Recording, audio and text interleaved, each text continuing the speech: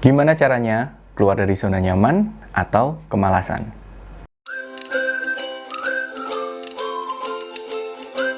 Halo semua lucky people, ketemu lagi dengan saya, Marcel Raditya. Semoga kalian semua selalu terberkati dan selalu menjadi berkat bagi banyak orang. Di video ini, saya akan membahas tentang gimana sih caranya keluar dari zona nyaman atau keluar dari rasa malas. Pasti di antara kita sering sekali merasakan rasa malas, zona nyaman, kita pengen keluar, tapi kita bingung gimana caranya untuk keluar. Nah, sebenarnya gimana sih cara kita mengidentifikasi rasa malas atau zona nyaman itu? Ini menurut pendapat saya pribadi ya. Jadi kalau kita terjebak di dalam zona nyaman atau rasa malas itu sebenarnya definisinya sendiri itu sesuatu hal yang kita memang sangat suka untuk melakukannya, tapi tidak membawa kita ke dalam sebuah perubahan yang baik di dalam kehidupan kita. Itu menurut pendapat saya adalah zona nyaman atau rasa malas itu adalah kebiasaan yang berulang-ulang tapi nggak membawa sesuatu hal yang baik atau tidak berdampak positif di dalam kehidupan kita. Misalkan nih, contohnya kayak hobi nongkrong. Nah, kalau hobi nongkrongnya itu ngobrolin tentang bisnis, ngobrolin tentang pekerjaan, itu it's okay. Tapi kalau nongkrongnya itu hanya sekedar menghabiskan waktu atau wasting time yang lama gitu, kita bisa sampai pagi misalkan kayak waktu zaman sekolah misalkan kayak gitu. Nah, itu menurut saya itu termasuk zona nyaman karena kita happy melakukannya. Sebenarnya nggak ada yang salah gitu loh. Itu karena itu juga kita perlu untuk bersosialisasi, tapi saat itu dilakukan secara berlebihan, nah itulah yang dinamakan zona nyaman menurut saya. Contoh lagi misalkan ngegame, saya tidak gimana-gimana dengan gamers, enggak. Kalau gamers yang pada akhirnya bisa menghasilkan profit atau keuntungan atau penghasilan, itu oke, berarti hobinya ini bisa menghasilkan gitu. Tapi kalau ngegamenya ini hanya sekedar atau berlebihan dalam hal ini tidak menghasilkan apapun gitu, jadi hanya memberi makan kepuasan batin aja, itu menurut saya juga kurang pas lah. Tapi bukan berarti tidak boleh, karena kita perlu sedikit refreshing. Mungkin salah satu caranya adalah dengan ngegame.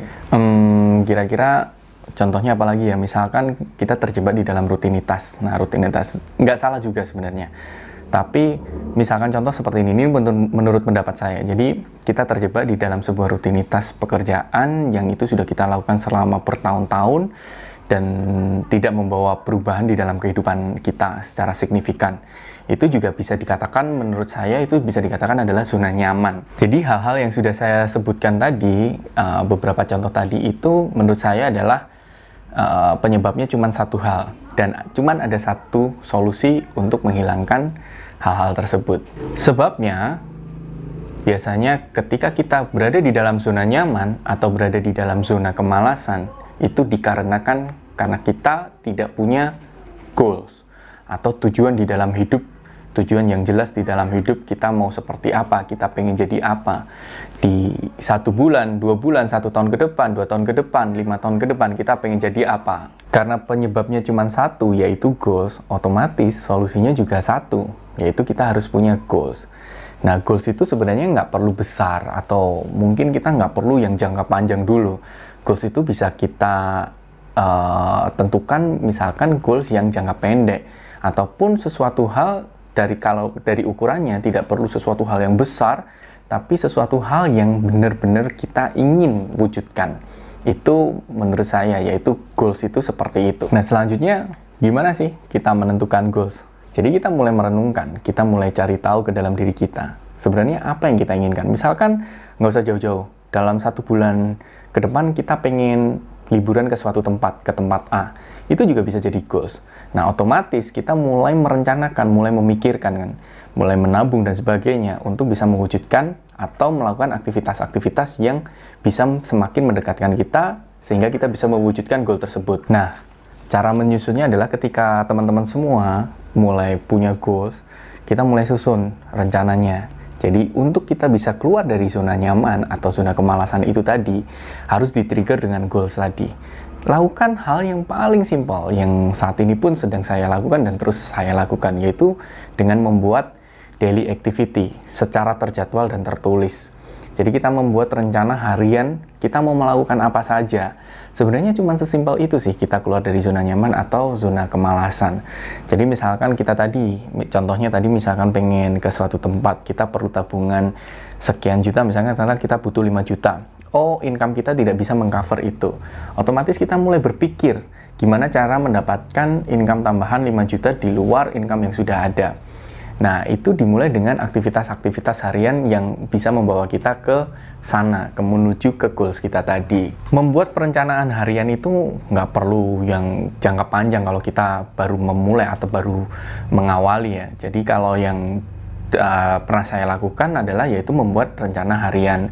Misalkan saya pengen beli sesuatu atau menambah income, yaitu dengan membuat rencana harian di pagi hari. Contoh, dari bangun pagi kita mau melakukan apa, coba dituliskan, coba di notes, entah itu secara tertulis di kertas ataupun di handphone, karena mungkin kita beraktivitas kemana dan sebagainya. Buat teman-teman semua yang misalkan harus pergi ke kantor, ya udah dilakukan rencana hariannya. Jam sekian bangun pagi, jam setengah 6, jam setengah 6 sampai jam 7 ngapain aja, jam 7 sampai jam sekian misalkan aktivitas di kantor. Nah, pada saat jam istirahat harus ngapain dan sebagainya, seperti itu. Jadi coba dilakukan. Contoh lain lagi bagi teman-teman misalkan yang masih mahasiswa atau seorang wira swasta yang masih awal atau membangun bisnis online atau apapun itu juga bisa melakukan. Misalkan kita mau memaksa diri kita untuk berdisiplin diri, jadi keluar dari zona nyaman atau zona kemalasan, membuat bangun pagi olahraga dulu misalkan. Setelah olahraga membuat segala aktivitas yang mau baca buku, mau nonton konten YouTube yang positif-positif. Tentunya sesuatu hal yang tadinya tidak kita lakukan, tapi di sini harus kita lakukan. Tujuannya apa? Tujuannya untuk membawa kita ke goal kita tadi. Kalau sudah punya perencanaan setiap hari dan teman-teman memaksa diri untuk melakukannya setiap hari, coba lakukan secara konsisten setidaknya itu 3 bulan. 1-3 bulan lakukan secara konsisten. Paksakan diri kita menjalani semua daily activity yang sudah kita rencanakan itu. Perlahan-lahan kita lakukan. Mungkin di hari pertama, kedua belum bisa memenuhi semua aktivitasnya. Misalkan harus baca buku 15 menit atau 20 menit, meluangkan waktu baca buku positif atau nonton konten positif selama berapa video, misalkan 3-4 video atau 2 video atau 1 video. Kalau belum bisa terpenuhi nggak apa-apa, tapi paksakan di hari-hari berikutnya untuk dilakukan. Jadi rencana itu tidak hanya sekedar dibuat, tapi benar-benar dilakukan. Tujuannya apa? Kalau kita melakukan daily activity yang terencana itu selama kurang lebih minimal 3 bulan, supaya membentuk jadi kebiasaan. 1 bulan dulu deh, nggak usah ngebayanginnya, nggak usah sampai 3 bulan dulu. Misalkan 1 bulan dulu, coba dirasain. Pasti ada perbedaan. Tujuannya adalah menjadi kebiasaan, menjadi habit. Contohnya ya seperti kita mandi pagi, karena sudah kita lakukan sejak kita masih kecil, kita dimandiin sejak lahir dari bayi, terus kita melakukannya setiap hari. Kalau kita nggak mandi rasanya risih, itu karena sudah menjadi kebiasaan. Begitu juga aktivitas-aktivitas yang kita paksakan tadi untuk kita bisa keluar, mendobrak zona nyaman kita, zona kemalasan kita, yang tujuannya adalah untuk mewujudkan goals kita. Itu ya kita harus paksakan diri gitu, paksakan diri sehingga bisa membentuk menjadi sebuah kebiasaan. Nah, kebiasaan itu akan tertanam menjadi sebuah mindset dan menjadi sebuah perilaku. Tentunya sikap-sikap itu akan terpola secara otomatis di dalam alam bawah sadar kita. Nah, kalau sudah bisa menjadi terpola, otomatis kita tidak perlu membutuhkan effort karena sudah kayak biasa aja melakukannya. Mungkin awalnya butuh effort yang besar, itu hal yang wajar dan nggak masalah teman-teman semua. Cuman satu hal itu, gimana caranya untuk keluar dari kemalasan atau zona nyaman? Ya miliki goals.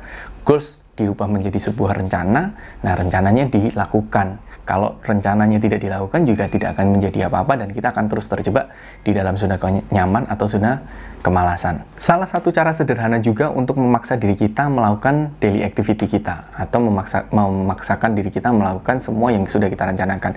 Apabila kita tidak melakukan satu hal saja, coba berikan punishment untuk diri kita atau hukuman ke diri kita. Saya pernah melakukan contoh misalkan ke salah satu karyawan saya dulu. Jadi pernah melakukan, saya paksa karyawan-karyawan saya untuk membaca buku setidaknya 1 bab dalam 1 hari. Kalau tidak, didenda 20.000 misalkan. Ya, walaupun nantinya dikembaliin lagi hanya untuk lucu-lucuan, tapi setidaknya menjadi sebuah punishment yang itu tidak saya kasih tahu bahwa akhirnya saya kembalikan lagi. Itu salah satu contoh punishment. Mungkin teman-teman sekalian bisa melakukan punishment sesuai apa yang memang sekiranya kalian semua itu merasa berat melakukan punishment itu. Tapi kalau punishmentnya nggak berat buat diri kita juga kurang efektif gitu. Misalkan yang hobinya nge-game, hobinya kayak saya hobinya nonton film, ya udah misalkan kasih punishment, ya udah nggak nonton film dalam minggu ini. Itu salah satu contohnya juga. Jadi memberikan punishment untuk memaksa diri kita melakukan daily activity. Sehingga apa? Ya itu tadi, tujuan utamanya adalah keluar dari zona nyaman, keluar dari zona kemalasan. Yang penting konsisten.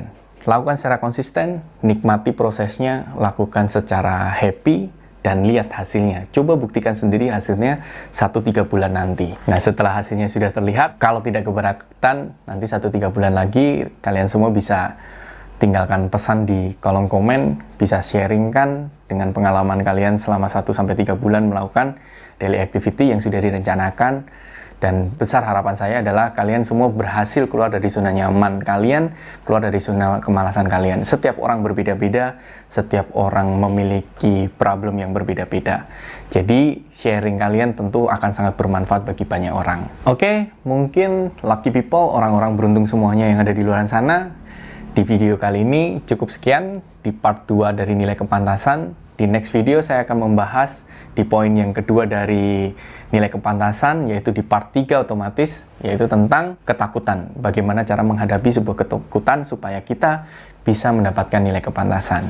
Sampai ketemu lagi semua orang-orang beruntung yang ada di luar sana. Semoga selalu terberkati dan semoga selalu menjadi berkat bagi banyak orang. Terima kasih.